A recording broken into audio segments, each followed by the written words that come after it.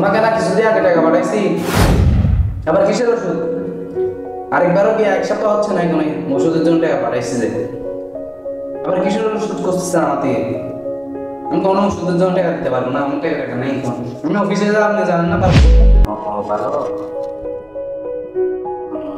তো আছে কি মনে করে আমার চলতে বাড়ি স্পেশাল ডে।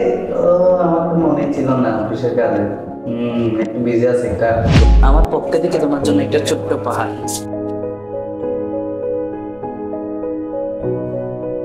হতে পারে না, আমি বিশ্বাস করি না, এটা আমার মা হইতে পারে না, এটা আমার মা হইতে পারে না। এটা হতে পারে না।